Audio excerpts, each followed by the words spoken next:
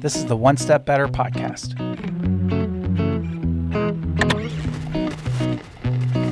Helping small businesses make wins each and every week. Welcome back to the One Step Better podcast. I'm Matt Patrick, and today I'm here with Greg Henderson.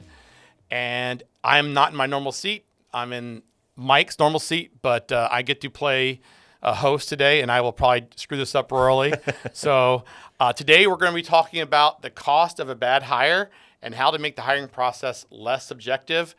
We're going to go into some details about our hiring processes, what's worked well for us, what hasn't, and then how do we establish some of the rhythms we think as far as creating our scorecard on how to best start the process of getting to an objective process with our hiring today. Sounds good. So before we do that, always got to do the fun question, and this is my favorite part usually of the podcast. Sure.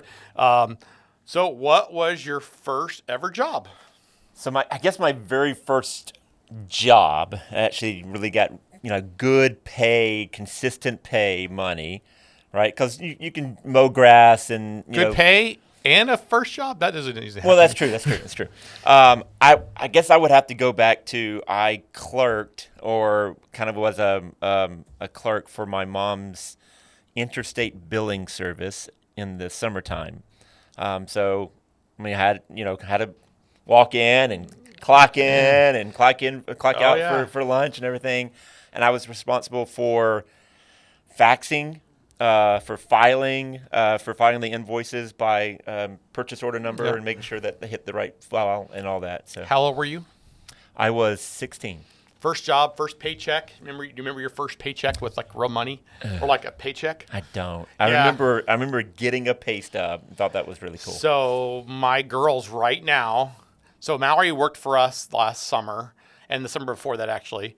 But my girls right now are working fast food jobs. Mm-hmm. So they both are working at Sonic, the same Sonic. They do not have direct deposit there. And they have a live paper check. And it is, the first one's always amazing. You're like, who's FICA and how come he has my money? But they love, they're starting to physically see the tangible part of it between their check and their, that's right. And working, which is great. My first job that I worked for my dad when I was young, like 12, 13 years old. I remember getting a real check and going to the bank, and I think we just cashed it then. I don't think I had a bank account at that point. My first job, not for my dad, I worked at a soap factory. They bottled soap. They didn't make the soap. I'm assuming they were a wholesaler of soap, and they got soap brought in, and we filled up bottles and cased them and packaged them. I quickly realized that mass production was not for me. So I worked there for like 3 or 4 months one summer. I think I was probably 15, 16 What years old. did you do? Did you have to screw the cap on? I bottled the soap up and put it in a box, and then I got to learn how to use a tape machine at the time. I was like 15. What a boring job. And then the next summer, I was smart enough I ended up being a camp counselor, which is a super fun. If you're 16, 17, 18-year-old, go be a camp counselor somewhere. It's the best job. You basically get to beat up on 10-year-old little kids and throw dodgeballs at them and stuff. It was super fun. That was my first job. And then in college, I worked a bunch of odd jobs. But yeah, my first fun job that wasn't for my parents or from my parents' friends was as a camp counselor. And I did that for 3 years. Wow. Yeah. So, Greg, do you remember the first interview you ever had? It wasn't for my first job. Yeah. My mom didn't own the company, but I just. But you were self-hired. I was self-hired. Hey, he's going to come work here. It's like, hey, I've got somebody that's going to help us out for the summer. I got to have something to do with this kid, and he'll do something around here. Right. Just pay a minimum wage, we're good. And I think I was paid minimum wage. Exactly. And I thought it was just. It's great. I'm rich. I was like, this is the greatest job ever. $5 an hour. Sit down. $3.35 or whatever. Right. $5 an hour. I wasn't in the hot sun pulling weeds. There's not much I like it. But anyway, so the very first interview I remember was I did 4 years in the Army and actually did a break in service and interviewed for a life insurance salesman job where it is a home-based before you could, electronic transfer your funds to the insurance company. Yeah. We would walk to your house every month and collect. Wow. Because our How old are you? No, just kidding. Yeah, no, Don't answer that question. so our process was, hey, if I'm in the door, I'm already halfway there, and I can write you some more. Yeah, that's right. That's right. So, Yeah. but that was my First the first interview? time I remember actually interviewing for a job was I was 21. I waited tables and bartended through college, and I interviewed at Applebee's when I was here in. Actually, I guess that's not true. Or Charlie's, which would have been my first one in Montgomery, Alabama, when I was an undergrad, and I got the job. I showed up for the interview on time, so I think that was pretty much the requirement at the time. Here's a mirror. Can you make it? You're 5? hired. No, that's a little different. I mean, but yeah, pretty much. So my opposite of that, do you remember the first interview you had to do for somebody, and how little training you had when you did it? Oh my gosh, I was horrible at it because you didn't have to interview in the Army. And my very last position before I retired, I was in charge of more of a civilian population than soldier population. And so we were hiring civilians. And so the very first day I walk in, and I've got these tons of resumes, that you're scouring through, and I have no idea what I'm looking for. But thank goodness the RATS, if you will, kind of racked and stacked the top 10. So I didn't have to worry about that. RATCS. ATS, our applicant tracking system. Gotcha. On the government side was a little bit I thought you were different giving me than- another little government No, acronym. no, I don't no, know no. what ROUTLMNLP is. And so because they identified the top 10, then we only had to interview the 10. And I remember walking in, and I had this great expectation of being so confident that I would know one of these 10 that I was going to hire. I was like, I got this. I like this person. I like this person. And the first lady who walks in is 10 minutes late and has a tongue ring in. Now, you have to understand, at that time, we're dealing with civilians joining to be soldiers and airmen and Navy men, right? We had all the branches of the military. And so Tongue rings weren't a very popular thing. you can't, right? So I don't need that image. And so my bias was just, she hit it right off the bat. Yep. And I gave her bad marks. And thank goodness I had somebody. And they absolutely hired her. Well, thank goodness I had somebody beside me who's been in the job a lot longer than me, who said, "Hey, sir, she's probably a good candidate. Let's get away from that and focus on the job-related activities." Yeah. So I think of the same thing. So I was involved in the interviewing process when I was at Anderson and Deloitte. Recruiting on campuses for new hires, but also as part of experienced hire recruiting. At one point, as I moved up, I was given zero training other than, here's the questions you need to ask, and it really was no. This is the order in which you ask them, and here's what you ask them, and then when they answer the question, you write it down, and then when you're done, you give it to the recruiter. Right. You don't have any think or thought process into it. We created our own questions. Yeah, they'd already filtered it out, and I think I may have asked 3 or 4 on that list of 40 questions they were supposed to ask, and I was going, I don't think I did very good. They were a great person. I think they're awesome. I'm like, yeah, okay. So I just was blown away by how much I let subjectiveness turn into my process. And for years, and sometimes your subjectiveness and your gut works out, and sometimes it doesn't.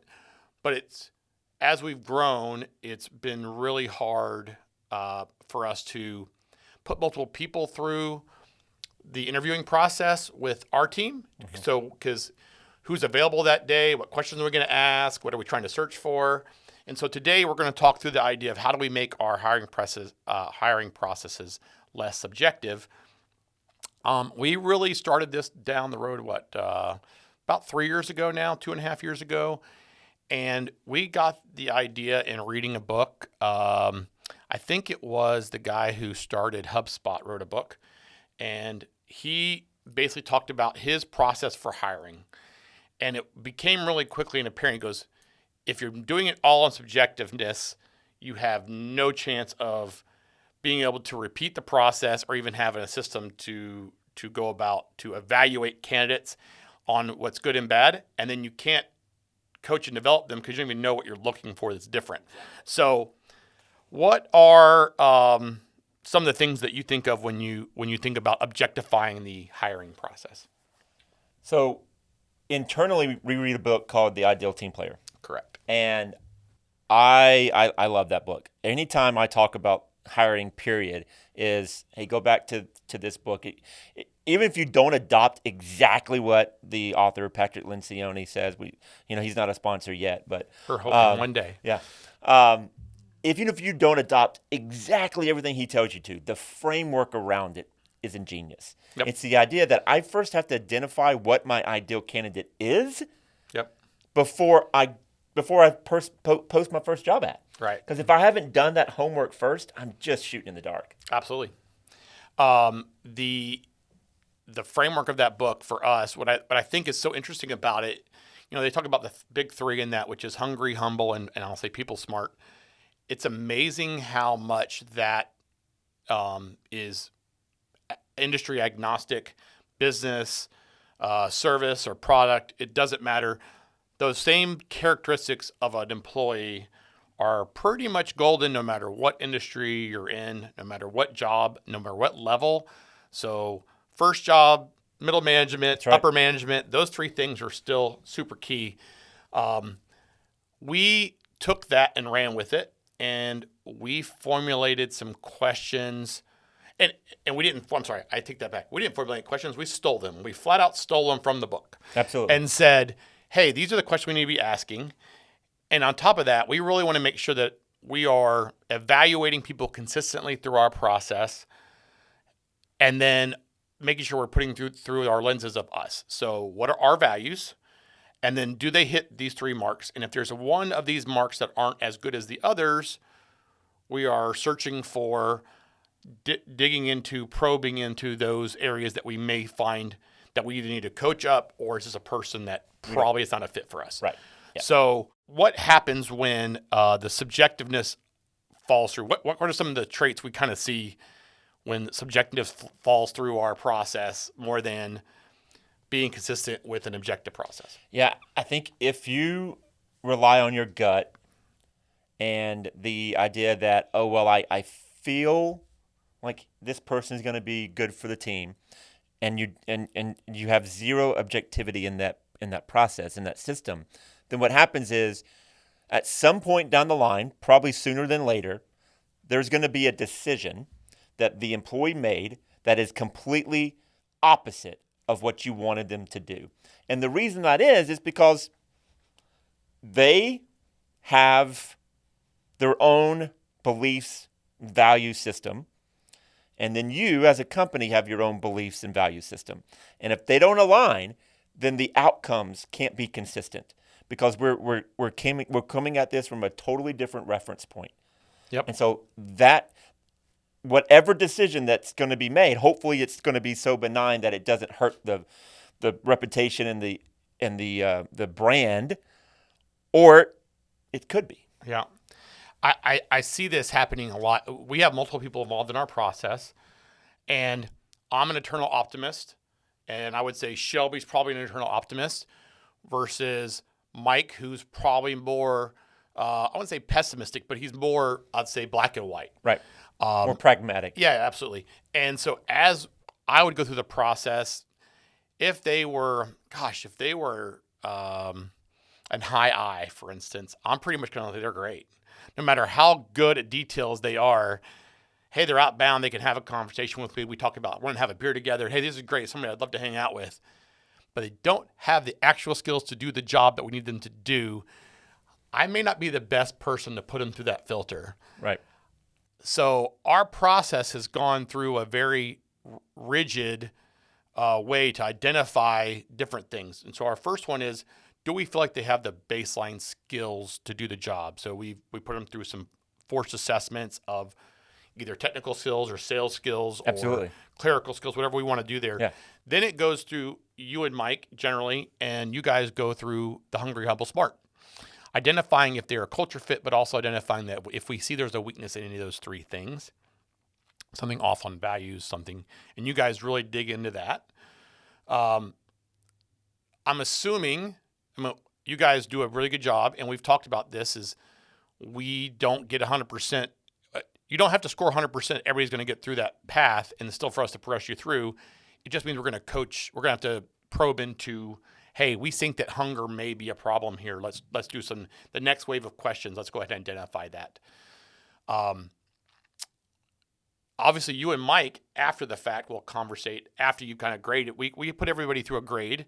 We have a very forced assessment with a scorecard, and that scorecard has, hey, this person is a 5 for hunger and an 8 for humble and a 10 for people smart. We're going to dig into hungry the next time. What have you found after the fact that I guess you saw something different than Mike saw or vice versa? I'm assuming that happens quite a bit. It happens some. And I think it's important to mention that because more times or not, and maybe 8 out of 10, maybe 7 out of 10 times, we're pretty much correct dialed in. Like we're both a pass, or we're both a higher. And so our scorecard is really cool because in the very beginning, we have a first impression. Yep. And I think that's super critical because we all have a bias, right? Yep. We all walk in with, hey, these are our preconceived ideas of what you should be before I even get to know you. Yeah, we've looked at the resume. We've seen their application they hired. We've seen how they've tested and scored on our assessments. We know the role we're trying to fill and going, oh my gosh, either we're really desperate for a hire, which happens, or, we don't need somebody in, but this person here, they have a great resume. I think it could be a good person for us to bring onto the team. So we bring those first impression biases into the first meeting. And it's amazing how often, but we do have it happen where it was a pass on the first impression, and we'll keep going through the process like, man, we really got to bring this person in. This would definitely be a hire. Or vice versa. Hey, this person has a perfect resume. They've tested great. And then we go, ooh, there's something here that this probably is not a fit. Right. That first impression, so we basically score people, and you said this a minute ago, is hire or pass. And if it's pass, it's pass. We don't go any further. But if it's a mix, we'll talk it through. Yep. And if it's hire, we'll obviously bring them to the next step. But we're putting them through a scorecard. I think we grade it 1 to 5. 1 to 5. And for each of hungry, humble, smart. And then I think we also grade it on competence. Yeah. Overall competence through the job. That allows us to really make sure we have a consistent methodology. In our world, we also want consistent people interviewing as much as possible. And so you and Mike are pretty much consistently doing that interview at that step. Right. And then the team leader is doing the next step, which is, hey, here's what we see. We try not to bring any pre-biases into that. I don't look at y'all's scorecard until after I've interviewed. Right. And I don't think they do as well, but that's each individual person. But once again, we're going through I think there's a hunger problem here, or right. I think I want to dig more into this issue, or hey, are we sure do they have the background we need them to have do this job? Do they have any success in sales or whatever it was? I would be remiss if I don't talk about that first step after the initial assessment is that phone interview. Yeah. I think we clean up a lot of the stuff that Mike and I see because Caitlin does such an excellent job. Yeah, she is excellent about it. She first. does a great job of it's very black and white for her, which is what we want in that role. She's got a pretty big funnel. We don't want her to turn the whole funnel off, but if there is major deficiencies, hey, showed our first appointment and you didn't call us, you're not going to get a call back. You're not going to get a call back. Hey, you did 20 minutes beforehand say, I'm having technical issues getting in and I'm calling you and blah, blah. Yeah, that's perfectly fine. How would you communicate if that person was in your team and they couldn't get on internet? It happens. It's a real life thing. Communicate how they are responsive. Do they prepare for the interview? Do they know anything about us? Are we just one of many spammed applications they filed, or are we one of the jobs they really, really want? Yeah. That is a critical step in us filtering through. For some roles, we get hundreds and hundreds of resumes, and for some roles, we get almost none. Right. And it's important for us to put that through a filter before we get to you guys, for your own time sanity's sake, but also there's no reason to bring somebody on through you guys if they can't show up on time. Right. Like it's just little stuff like that would bother us. Yeah, I call it the should, right? Mm-hmm. Can you answer the should questions correctly? If you can, then I can teach you the would and the could. Absolutely. 1,000% agree. So we put them through a scorecard, goes to the next step. That goes through a pass hire as well. Same kind of scorecard. From there, it's going generally to me, or depending on the role, sometimes it goes back through Mike or another team leader, or depends on what's going on there. But most of the time at that point, we're all in agreement we want to hire. I put them through a pace, which is I try to get them in an informal setting, either a lunch or a coffee or breakfast or something. I want to see them in a natural environment. I'm really doing most of mine is just fit. Is this person someone who needs to be a part of our team? I've already measured competence. I've already measured hungry, humble, smart. If somebody tells me I think there's a hunger problem, I'm going to ask a couple questions. Sure. But for the most part, mine is fit. Do you have ultimate veto power? I do have ultimate veto power. I very, very, very rarely use it. If it got to me and everybody's all hire, I will play devil's advocate in my conversations with them about why we shouldn't bring this person on or why we should or whatever. But if everybody's on board, I'll go with it. If I see a major critical flaw or something comes up, or let's say it could be compensation at that point. Hey, this is the role for the job, and they're looking for compensation which is way above our ability to pay them. We're going to have some very frank and open conversation with that candidate and going, hey, look, you're coming into a role that you're going to take a 40% pay cut on versus what you're making now or what your expectations are. How do we get to here? I'm not going to just hire you because you want a job, and in a month from now you go, man, I really can't afford to work here. Well, that doesn't help me or you, because as we talked about today, the cost of a bad hire is a lot worse than the cost of a good hire. This episode of One Step Better is brought to you by Works, a team of payroll and HR experts who help businesses with outsourced HR, payroll, and human capital management solutions. Works is software and service, combining awesome people with the best technology to help you and your team get one step better every day. Check out our website, works.com, to explore more employer resources.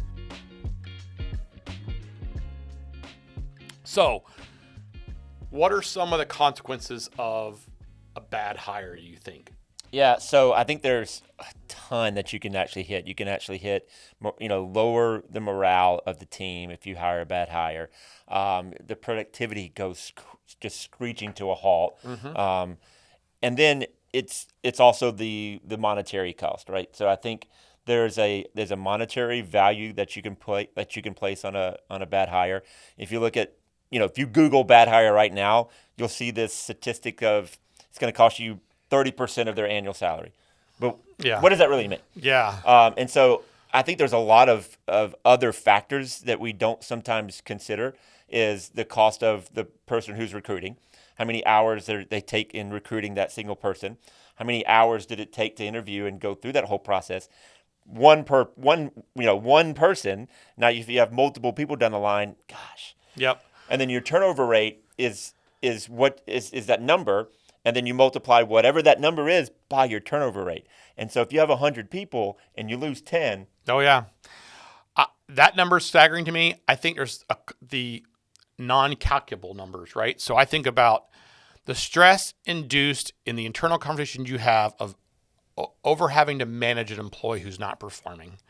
The stress you live in your life when you have to make a tough decision with an employee who, man, you really like them and they're not going to ever perform in this job. Right. The stress you do when you have oh my God, did they do the work I needed to do or not? I'm relying on them to get this job done. And now most of the time, most small businesses have a limited budget. So I've turned off my funnel to replace them already because I've now found somebody. But the reality of it is now that's a longer delay before I find them again, that actual person I need. Yeah. And like you said, a lot of cases, two horses pulling in the same direction are more efficient than one.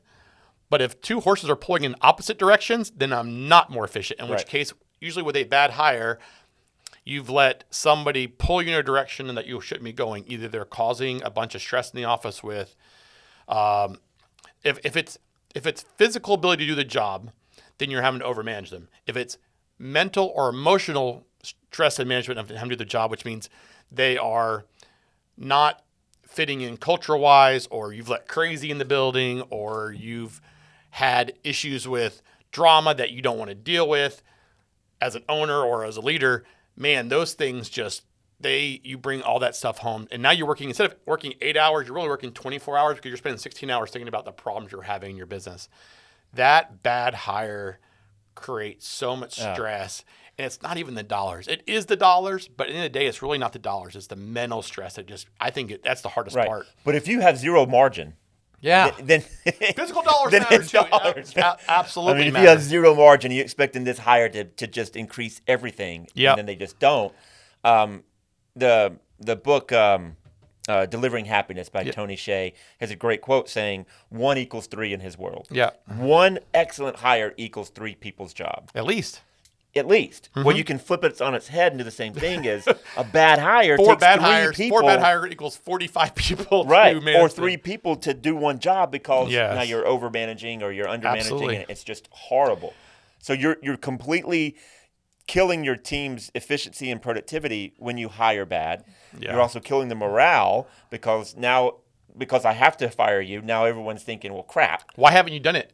Well, as an owner, I'll tell you the stress I feel is, oh my gosh, I let this person into our ecosystem, and now everybody's going, how did he let this person come in here? This person is a train wreck. And then I have to hear it every time we have a social outing after the fact of, why did we let X person come into our building? And I'm like, I don't know. I was optimistic and I was desperate, and they could fog a mirror, or like, I know for restaurant owners that we do a lot of work with, it's, I need somebody to cook today and I don't have anybody. And so I need more people to work the shifts we have. That is a really hard position to be in, but at the same time, man, let's don't get to that spot. How do we keep recruiting? Right. We've talked about this with our clients a lot. Bad clients drive out good clients. Bad employees drive out good employees. Stressful, cancer type people Whatever in your you want to call organization, them. they cause stress, and good people go, I don't deal with this crap.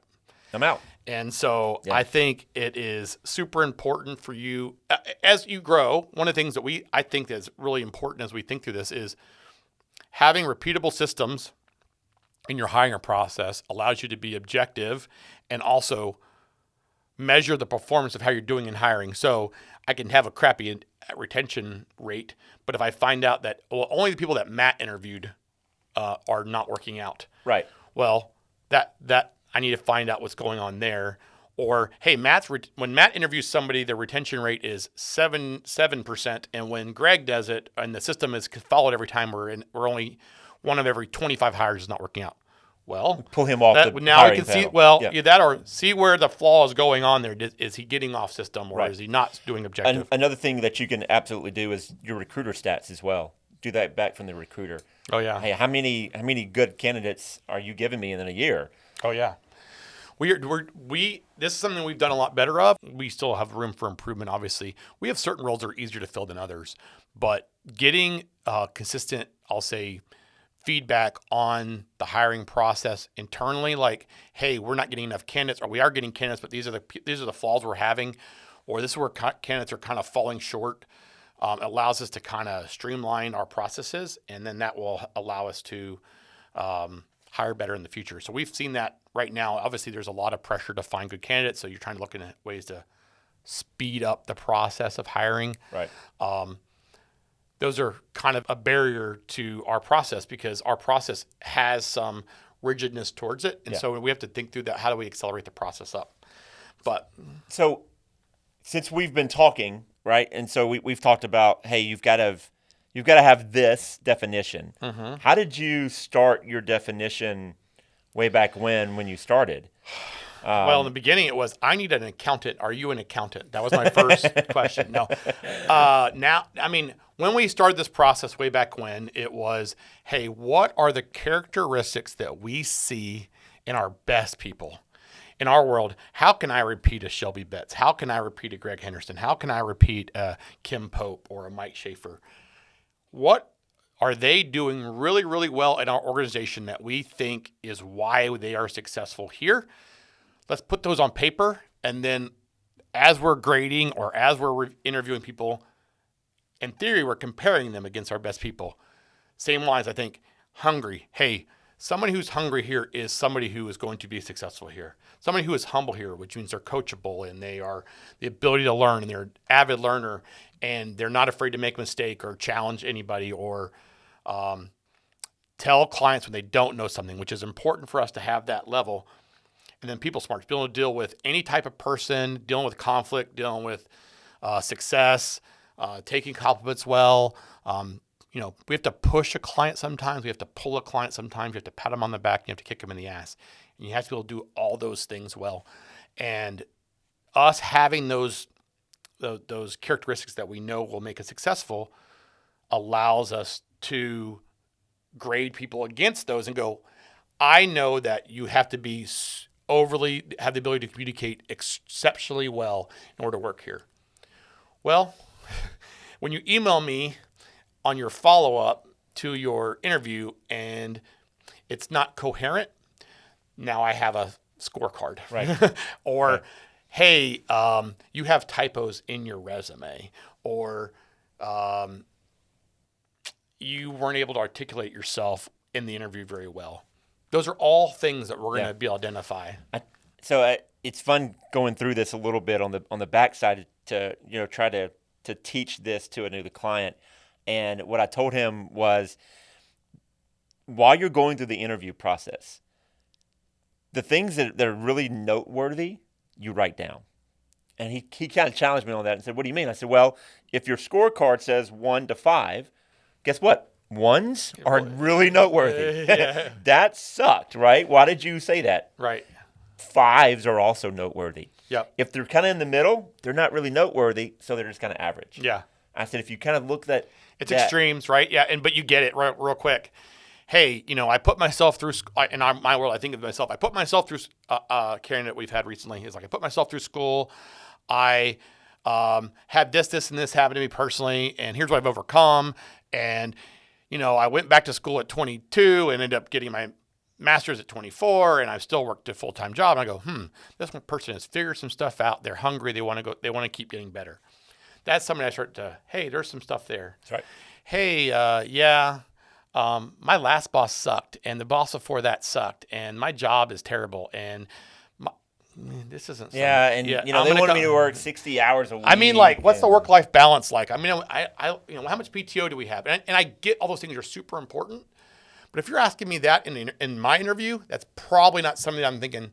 Yeah, that's what I want to do is give you a bunch of PTO. I mean, I do want to give you a bunch of PTO, but I also want you to go, how do I learn more at this organization? Where's my path? Yeah. I expect people to have work-life balance, but I don't have that conversation really in the interview. I just don't. I don't know if that's the right way to think of it, but that's true. Man, I'm telling you, Mike and I have been in interviews, and we ask that question, hey, how did you prepare for this interview? And believe it or not, some people are super honest. I just applied online. They say, I did not. I like to go in fresh. And I'm like, well, that's noteworthy. Yeah. Okay, so the follow-up question is why? Why do you like to go in fresh? That's right. And they may, I don't want any, like, if they've thought it through, maybe I start to have another, but like, smartness. hey, yeah, but I go, well, I applied for 40 places and I have 6 interviews today, and it'll all work out. Right. Okay. Okay. All right. You're super unhungry. That's right. I don't really need a job right now. I'm independently wealthy, and I don't want to really care about working that much. Probably not the best answer. Right. So, if you were going to start somewhere, where do you start? So, as an owner, you look at yourself. You look in the mirror, and you say, what do I really care about? There's your personal values, your personal belief system is going to represent what the company is that you own. Yep. And so that has to align from the beginning. And so I would start there. And then the cool thing is once you start having your core values, then you start realizing that there's some values that you hire for, and there's values that you fire for, and there's values that you develop for. And so I think once you have that kind of base first, that core values first, then you can figure out the rest. Yep, agree, 1,000%. So your values turn into your scorecard. Your characteristics of your best employees, create your scorecard. And then you want to think through questions that align with those and ways you can identify problem areas in those ways. Yep. And then you can start grading yourself against that scorecard. Right. And the neat thing is Google reviews, testimonials from your clients, testimonials from your customers. Do they align with the values that you think is super cool for this company to have? If they're not, then you need to reassess. Maybe we're off a little bit. Mm-hmm. But normally you'll see those testimonials and the Google reviews solidify the values that you should have that may already be there that you haven't just taken the time and written them down. 1,000% agree. The part for me that is intriguing about this is the stress you're bringing on when you have a person who's not going to work out for you, and you can identify it. The sooner you can identify it, the better. And if you've let crazy in the building, that stress is going to permeate throughout the whole organization. And so that bad hire is not just a financial bad hire. It's a culture bad hire. It's a stress bad hire. It's you have to overmanage people that aren't performing. That is something that is super draining on everybody, both all employees of your team, all your leaders, you as an owner. So it's imperative that you keep your hiring processes as consistent and as tight as possible to make sure you're bringing the best people onto your organization. Thanks for listening to the One Step Better podcast. We really appreciate you taking time out of your day to listen to us. I'd really appreciate it if you would take some time to rate us 5 stars on your podcast player of choice, and make sure that you subscribe to our YouTube channel so that you never miss out on another episode. Thanks, and have a great day.